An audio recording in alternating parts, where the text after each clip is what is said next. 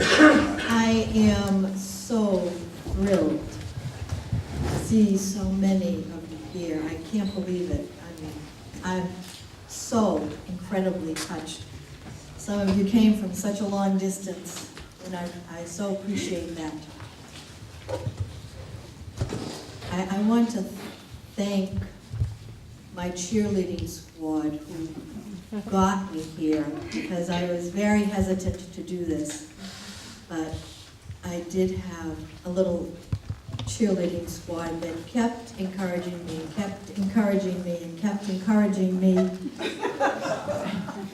And I would say yes, and then I would say, oh my God, I can't do it, and then they would start their routine again. But it's because of them I'm here. They know who they are. And I want to help my crew that packed my car, packed 3 cars actually, with stuff to bring in, and unpacked stuff, and got everything all set up, and they know who they are too. So, thank you. And now I'm going to play flight attendant for a minute. If you haven't turned off your cell phones, the pilot would certainly appreciate that.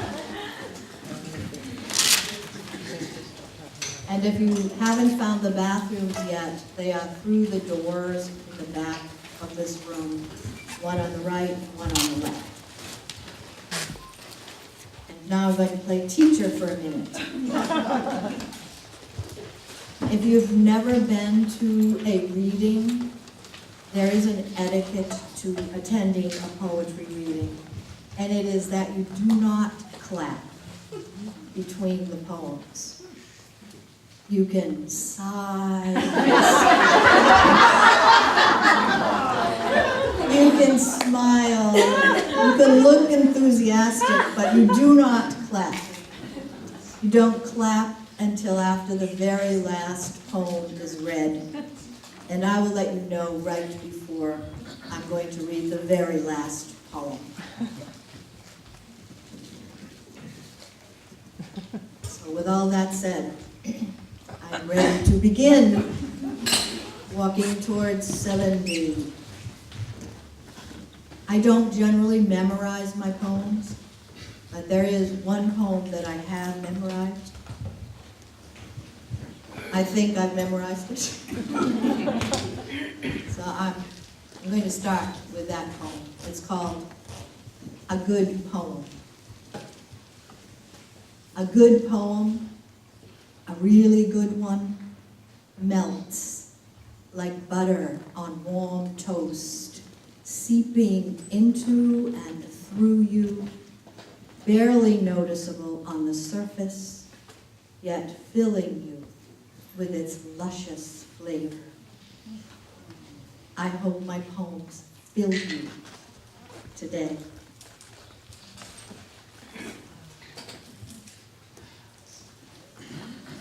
My next 3 poems are from my unfinished memoir called Bits and Pieces. A House of Women. The war created a house filled with women. My grandmother, my mother, my aunt, their girlfriends, and me, the Duchess, object of all their affections.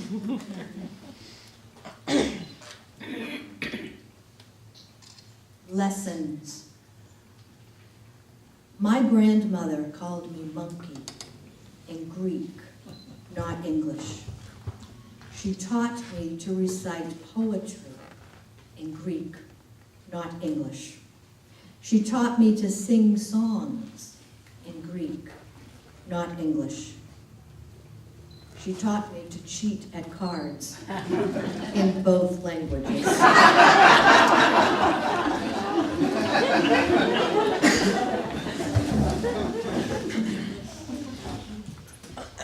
This poem is called Little Brother Number 1, and that would be him.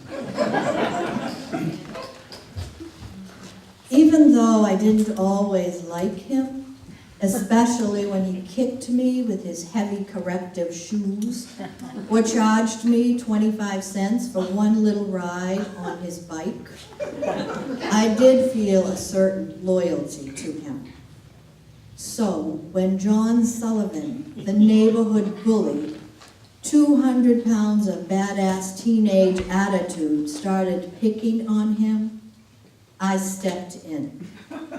It was luck, adrenaline, and 3-foot snowdrifts that he couldn't maneuver his heavy frame over that allowed me to catch him, throw him to the ground, sit on his chest, and hold him captive until he understood he was never, ever to touch my little brother again. I was 10 years old, a legend in my own town.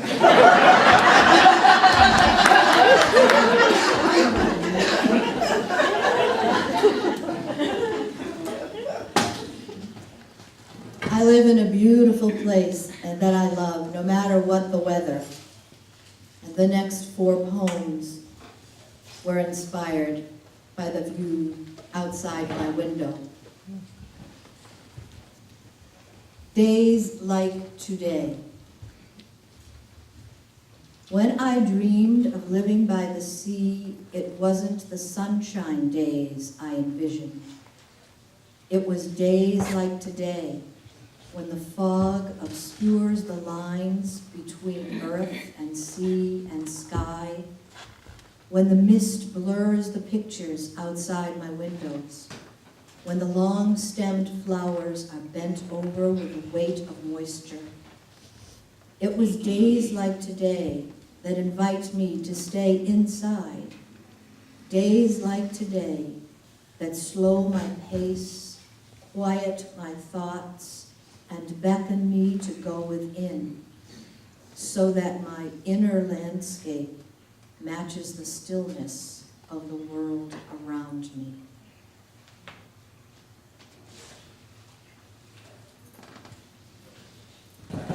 The snowstorm. The snowstorm has transformed the world. The sand pits, an alien landscape. Beautifully rounded mounds of white amid sharply pointed mountain tops.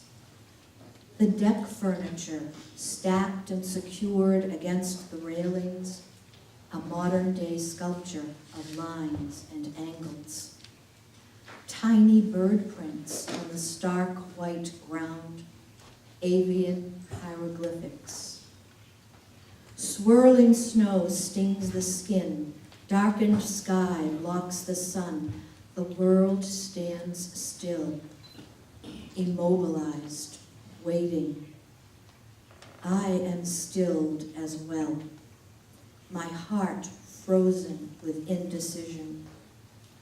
As the wind sifts through the snowdrifts, rearranging the scenery, I wait for truth to sift through my heart, rearranging all my doubts and all my fears.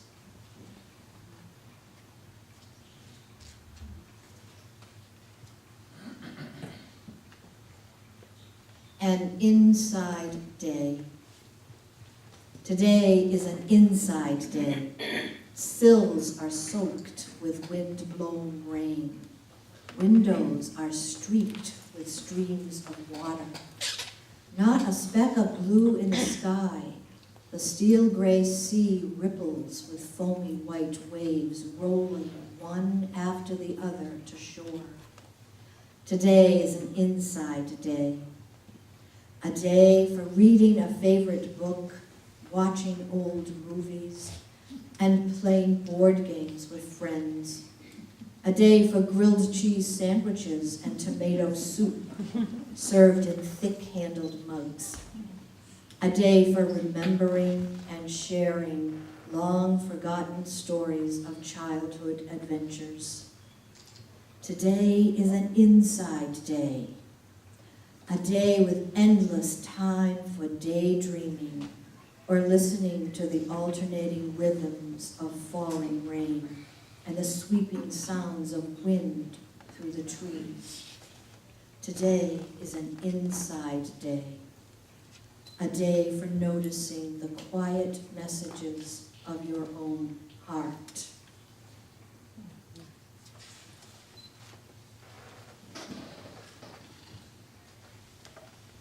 The bird feeders. We moved the bird feeders to conceal them from the condo police, who point out page 5, section 4 of the rules and regulations, no bird feeders.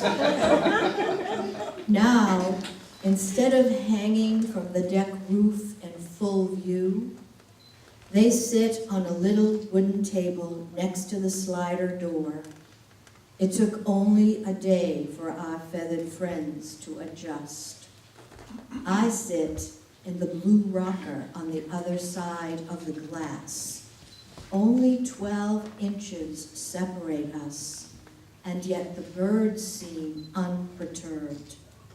The striking red male cardinal and his dusty rose mate dart about the tabletop, feasting on seeds their friends have scattered.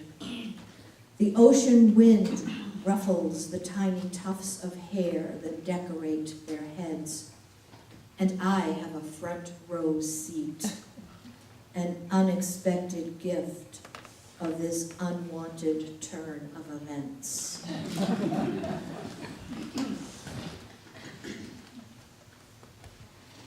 This next piece is not actually a poem, it's a piece of prose, and I am reading it for my beloved son, Rasan. It's called Fred's Funeral. Fred was a goldfish, the beloved and pampered pet of my youngest son. He lived in a lovely, clear glass bowl lined with sparkly blue stones on the plant shelf in our dining room. Often, Fred joined the family for dinner at his own special spot in the middle of the dining room table. And frequently, he was carried into the living room, where he sat on the coffee table to watch television with us. Fred was quite a hefty goldfish, as he was fed not once, but several times a day, and periodically given special snacks of Cheerio and Captain Crunch pieces. He had a good life, but he died young. 6 months old, to be exact. The death of Fred was, of course, traumatic for our family. For 2 days, Fred lay floating in his bowl while we dealt with our grief and discussed at length what action we should take to honor him. My first thought of flushing him down the toilet was clearly not an option. A full-fledged funeral and burial was called for. Unfortunately, it was midwinter. The ground was frozen solid and covered with a foot of snow. There was no way we could actually bury him. Thus, the funeral had to be put on hold until the spring thaw. Until then, we needed to do something to preserve Fred. Cryogenics seemed to be the best solution.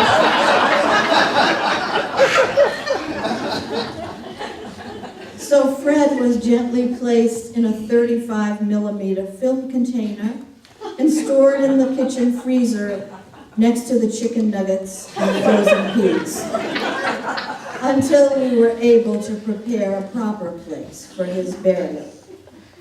Every so often, during the next 4 months, my son would take the tiny casket out of the freezer, open it, just to make sure Fred was doing okay.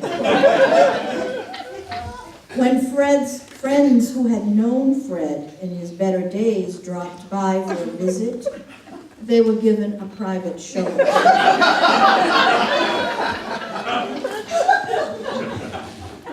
Meanwhile, I prayed for an early spring.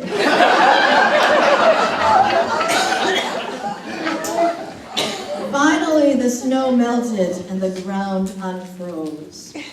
The boys chose a spot amidst the daylilies next to the garage. They dug the mini hole and we gathered around it. Fred's tiny casket was solemnly lowered into the ground.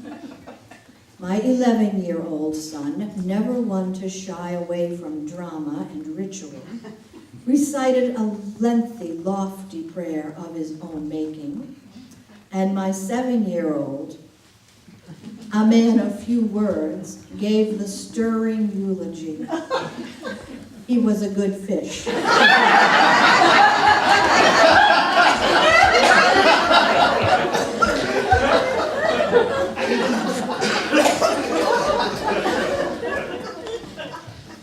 The boys thought it was perfect. And I, completely taken off guard, was asked to sing a holy song. To this day, I don't know how I managed it, but I did. Somewhere from the depths of my memory came the words to a chant. You're an angel, you're a being of light.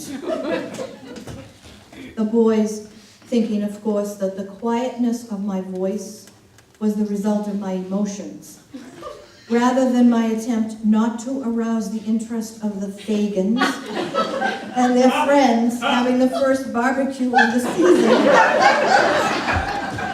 just over the fence between our yards. After the song, the boys took turns putting teaspoons of dirt on top of the casket. We said amen and went inside to have a snack. I breathed a sigh of relief, congratulated myself for surviving yet another of life's many parenting challenges with grace and only a minimum of irreverence. But it wasn't over yet. The next day, the boys decided that Fred needed a grave marker.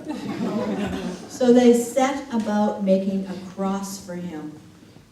What they used for their cross were 2 of our 4-foot tomato stakes held together with duct tape.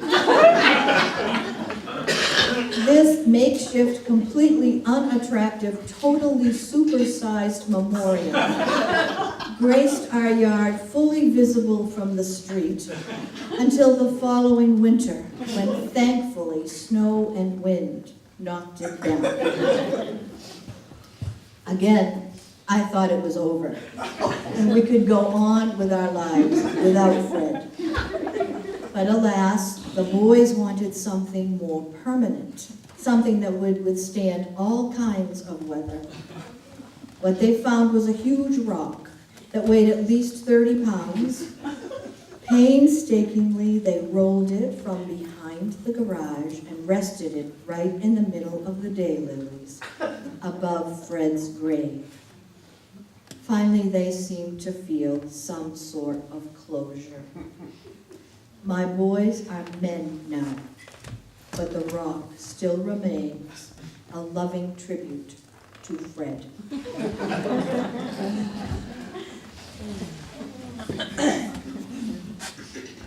Some of you know we recently adopted 2 little kittens.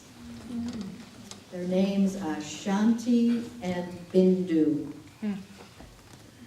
This is the first poem I have written about the 2 little kittens. Shanti and Bindu. So, the 2 cuddly, quiet, just let me sleep all day little kittens that we brought home 3 days ago are finally feeling at home and racing on their white-footed paws to every corner of the house. Their little galloping feet have found every nook and cranny they can hide in, every wastebasket they can turn over, every basket of shells they can scatter, every rock collection they can tumble, every piece of furniture they can fit under, every upholstered chair they can climb, every bookshelf they can hide in. They chase each other everywhere, tumbling and wrestling with an energy we never would have found acceptable in our children. And we sit watching and grinning, just waiting for the inevitable moment when they collapse in exhaustion and allow us to cradle them close to our hearts, listening to their contented purrs.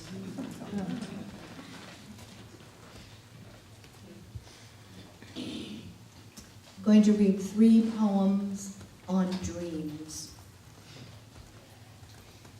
past and present. When I was a child, I dreamed of underbed monsters lurking and guardian angels hovering. I dreamed of laundry baskets filled to overflowing with spinach that had to be eaten, and thick clots of blood flowing unstoppable from my body.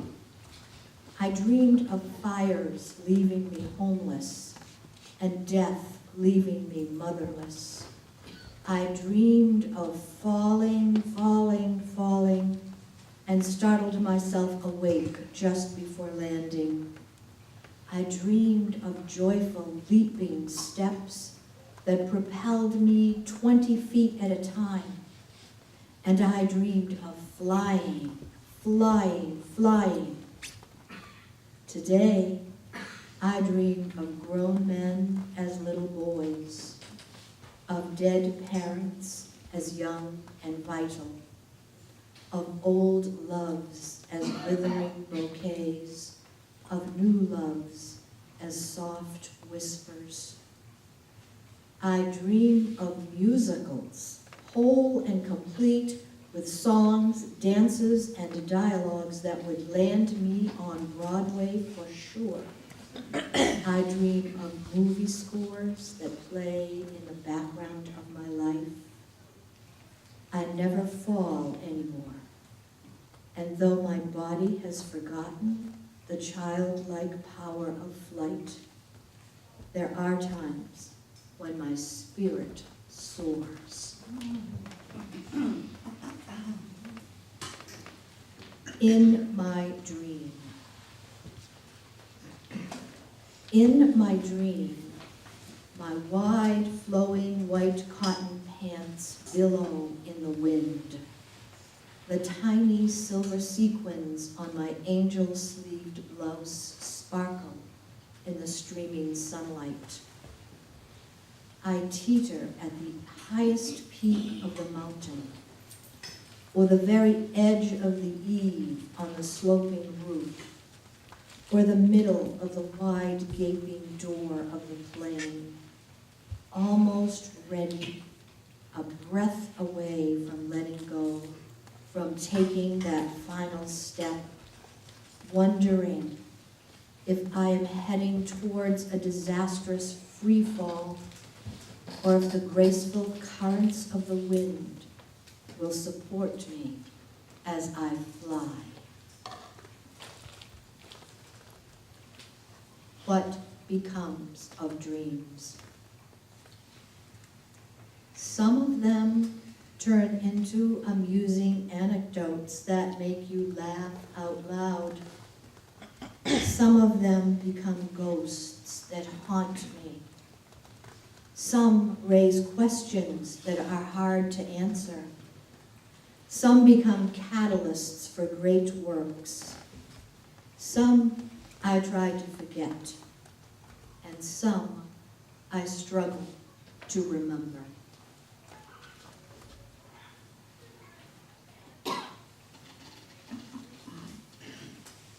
Saturday sadness. Breezes blow through the open door, cooling my summer skin. Silver wind chimes sing their melodies against two voices weaving harmonies with each other. The accompanying cello blends its soothing sounds above and below them. I sit, watching the ripples on the pond, the dancing of the trees, the swaying of the grasses, and weep silent tears for fallen heroes and walking warriors, for those who gave their lives freely, for those who battled valiantly to keep their lives but lost, and those who are fighting today to hold tight to theirs.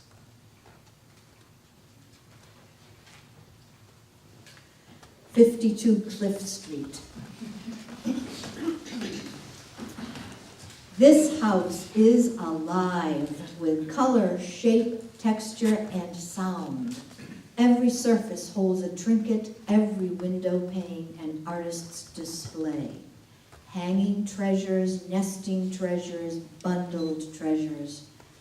Baskets, boxes, piles, fresh flowers and potted plants, wind chimes and light catchers, sea glass, shells and beach rocks, drawings, photographs and cards, books, books and more books, and music everywhere. Sheet music scattered on the floor, piano tunes drifting through the open windows, voices in joyful harmony filling the rooms. This house has a pulse. It lives and breathes. There is nothing static here. Its heart beats steadily. This house is throbbing with life, spirited, vibrant, radiant. This house sings and shouts, "Look at me, here I am." This house reflects the hearts and souls of those who call it home.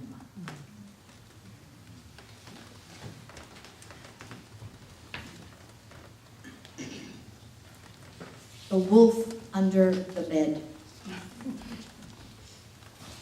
The wolf who lives here doesn't bite.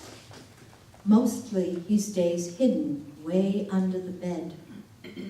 On nights my foot escapes the covers for a bit of air. He sometimes nibbles my toes. On nights my arm drapes over the side, dangling down towards the floor. He nuzzles my fingers, but never does he bite. All my life he's been with me, moving from house to house, bed to bed. He never shows himself, and I have never, even as a child, invaded his privacy by peeking under the bed skirt. We are friends, he and I. I trust him to treat me gently. He trusts me not to be swayed by anti-wolf propaganda. We get along just fine.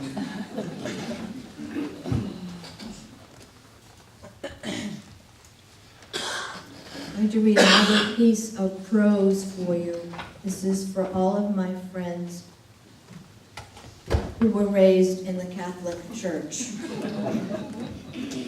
It's called Confessions. Going to confession for the first time is a rite of passage in the Catholic Church. It happens for most children the Saturday before their first Holy Communion, when they're about 7 years old. On the designated Saturday, they gather at the church and sit scrubbed and solemn in neat rows on the back pews nearest the confessional box. At the appointed time, they begin taking orderly turns, going one at a time into the dark little closet to confess to the unrecognizable shadowy figure behind the screen all the venial, not so bad, and mortal, really bad, sins that they have committed in their short little lives. It is a really big deal, one that I could not participate in with my friends because I was not fully Catholic. I attended Catholic school. I went to Mass every Sunday and holy day of obligation, and sometimes even in between. But the rule was, little girls couldn't be Catholics unless their parents were, and mine were not. They were Greek Orthodox, learning to be Catholics by studying weekly with the parish priest, so I was forced to wait an entire year until their conversion was complete before I was allowed to make my first confession. I worked very hard at preparing for this momentous occasion. I made lists of all my wrongdoings: disobedience, talking back to my parents, not sharing with my brother, forgetting to bow my head piously when someone uttered the name of Jesus, feeling jealous of Kathy Canavan because she was an only child and had everything she wanted, including a summer cabin on Lake Winnipesaukee. Compiling the list of sins wasn't really difficult. The hard part was figuring out how many times I had done each of them. This I spent a great deal of time on. I finally came up with some sort of formula that included my different ages and how many times each day, week, month, or year I committed each sin.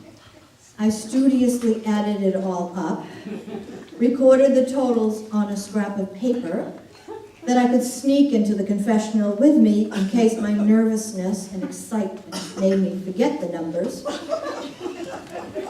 Finally, the big day arrived, and I began. Bless me, Father, for I have sinned. This is my first confession. These are my sins. I disobeyed my parents 4,000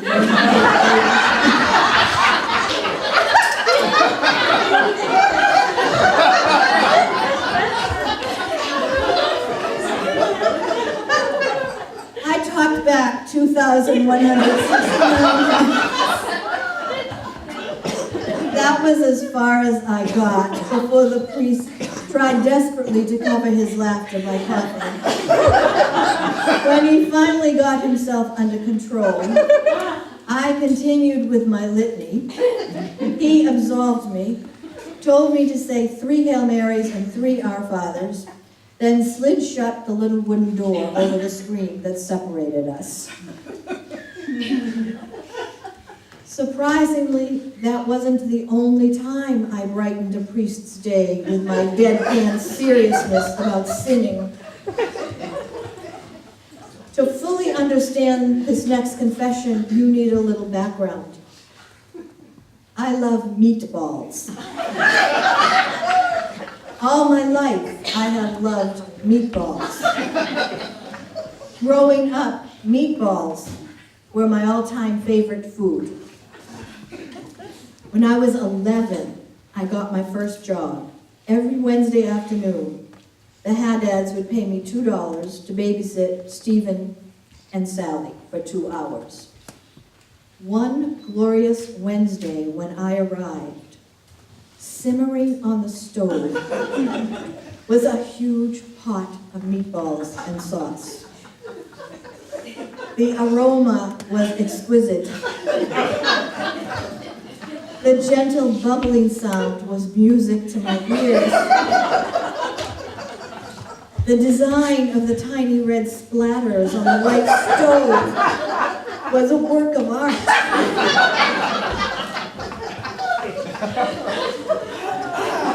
The entire scene was incredibly enticing. I desperately wanted one of those meatballs. I spent almost 2 hours talking myself out of taking one. Finally, couldn't stand it anymore. Just before the Haddads walked through the door, I frantically scooped up a meatball with a big serving spoon, popped it in my mouth hole, and devoured it. I was so intent on getting the deed done with quickly, I didn't even taste what I was eating. It was not worth it. And my guilt was all-consuming. My shame was unbearable. I kept that shame inside me for a year before getting the courage to finally confess. At 12 years old, I decided it was time to face the music, no matter what the consequences. And off to confession I went. Bless me, Father, for I have sinned. It has been 2 weeks since my last confession. These are my sins. I stole something. What did you steal? Asked the disembodied voice. A meatball, I shamefully muttered.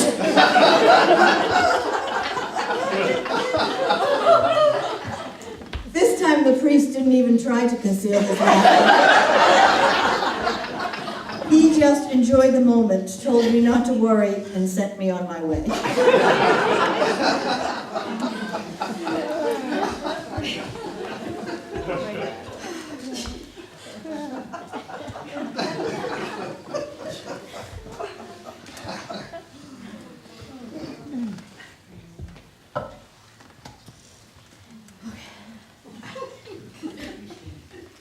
This is the first poem that I ever read aloud at a public venue, and it remains one of my very favorite poems.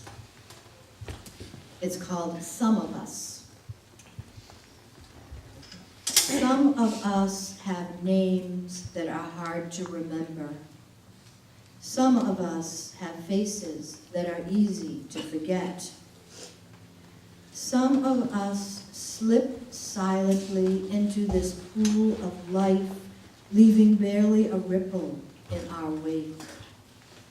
Some of us are underwater swimmers, smooth, sleek, and swift, staying just beneath the surface, seldom coming up for air, always inconspicuous, sometimes mysterious.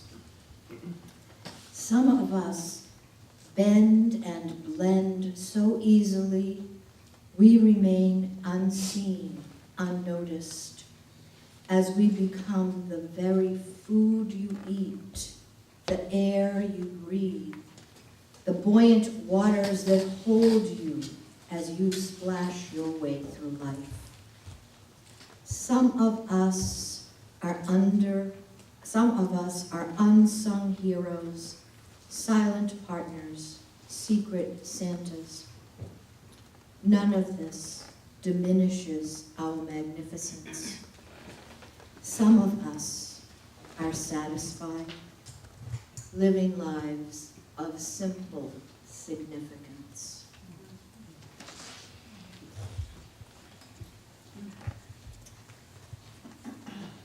This is called A Day at the Beach. Steamy, hot summer, 2 families in a borrowed car, 8 of us in a car made for 6. 3 parents in the front, 4 children, and the smallest of grown-ups in the back. My mother and I, the bookends. 2 squirming boys between us, a long-legged 8-year-old on my lap. Hellishly humid, 2 families in a borrowed car, 8 of us in a car made for 6. Driving the highway from our Boston housing project to Silver Lake, New Hampshire. 2 torturous hours, traveling far too far, for far too long, on far too hot a day, someone's idea of fun. Oven hot air blowing in the open window. Hot ashes from a burning cigarette fly from front to back, stinging my cheek and singeing my eyelid. Sweat on my brow, under my arms, between my legs, dampness gluing me to the vinyl seat, dampness gluing Sally to me. Hating the feel of my brother's hot skin next to mine, hating the weight of Sally on my lap, hating the putrid mixture of smoke, gasoline, and perspiration that clogs my nostrils, making each breath so hard, the smell so strong my stomach feels sick.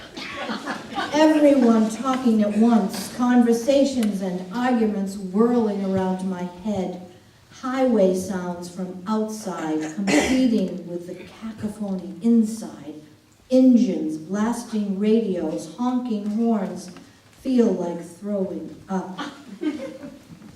My only escape, to sing every song I know in the Pius X hymnal from St. John's Church. Keep singing as they eat powdered donuts whose white dust makes the air even thicker. I finish all the songs from Lent, Easter, and Advent. Crossing the border into New Hampshire, I start on Christmas. Sweet carols to soothe me. And finally, we are there. Sun-sparkled water beckons everyone but me, who sits on the blanket alone, wearing a Kotex for only the second time in my life, hoping it won't leak through, and praying no one will ask me why I'm not swimming.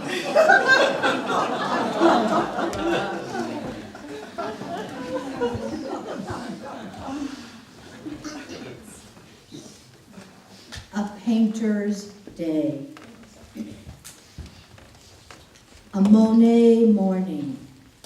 Mist camouflages the world, muting colors, alternating shapes, blending the separate pieces of life into a giant canvas that obscures where I stop and you begin.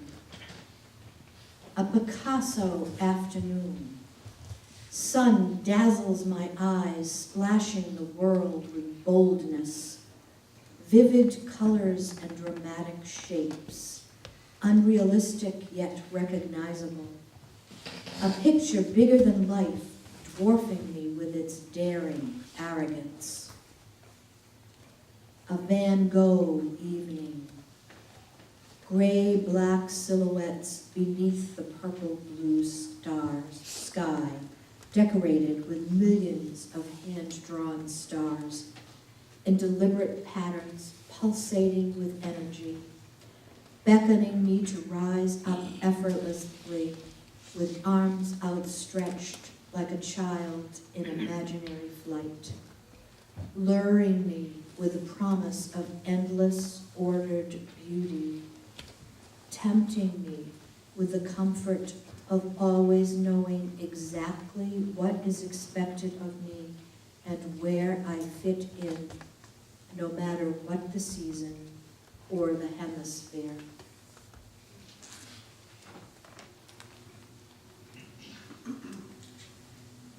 Losing things. We do not lose things on purpose. We do not decide to break treasured possessions. But sometimes it happens without our cooperation or awareness. A glass slips through our fingers, shattering to 1,000 pieces at our feet. A lone sock vanishes, leaving its partner alone in a draw of pears. Friendships can be damaged as easily as One misspoken word or misplaced attention no matter how innocent, misjudged can weaken ties till they lose their strength to hold people together. Couples can lose their way purely by accident. The individuals tossed by happenstance so far apart they cannot find each other again. We are, all of us, sometimes like fragile wisps of milkweed being tossed by winds, both gentle and wild, coming to rest in places unfamiliar, sometimes friendly, sometimes not.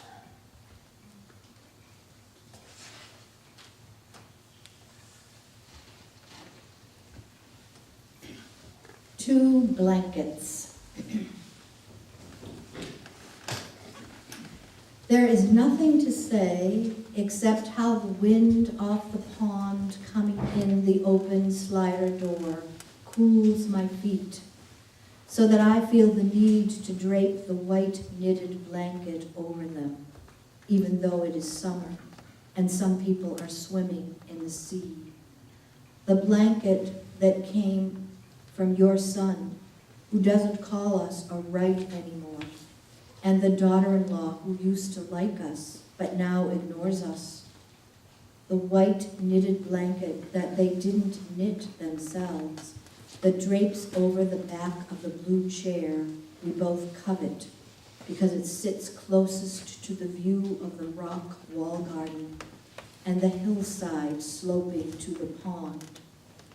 The white knitted blanket that ties for first place in the blanket contest, with the white sheepskin blanket that drapes over the back of the brown couch neither of us like, because it is so deep and difficult to rise from.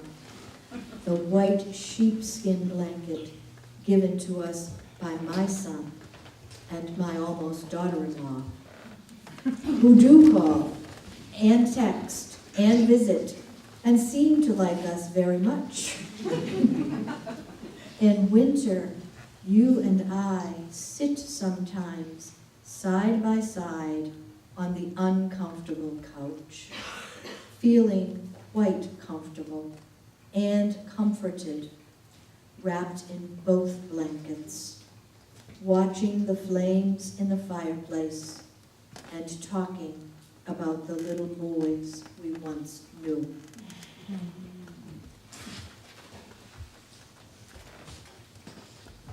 Two more poems. I had trouble deciding whether to begin with these two poems or end with these two poems. They kind of fit in both places. This is called I Am From. I am from long sea voyages, immigration lines, and bread lines. I am from stories told over and over and passed from generation to generation.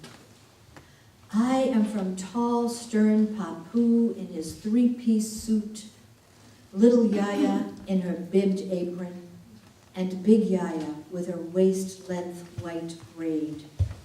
I am from spanakopita, chicken egg lemon soup, and baklava, salads with feta cheese, mint leaves, and red sauce with a hint of cinnamon.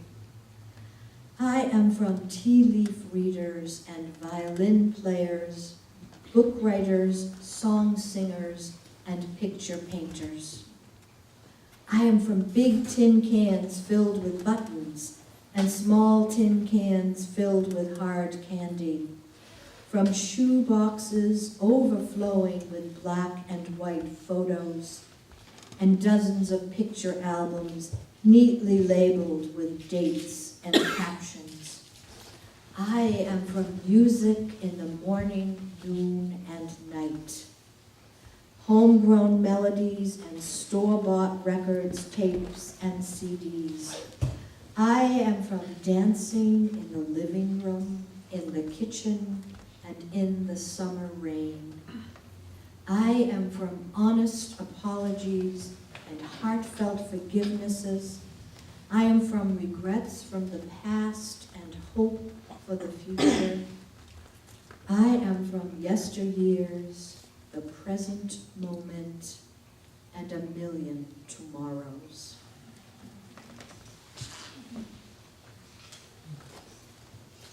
Last poem. Walking towards 70. In the tiny Greek village of my ancestors, when a child turned 1, she was said to be walking towards 2. When she turned 2, she was said to be walking towards 3. I am walking towards 70. I have a few more days to walk. I think it's assumed I have learned something on this almost 7-decade journey. Something worth sharing. So I've been thinking, and this is what I have come up with. It's okay to be different, to stand out in a crowd. It's okay to be like everyone else and blend in unnoticed. It's okay to be exactly who you are, even if that changes daily.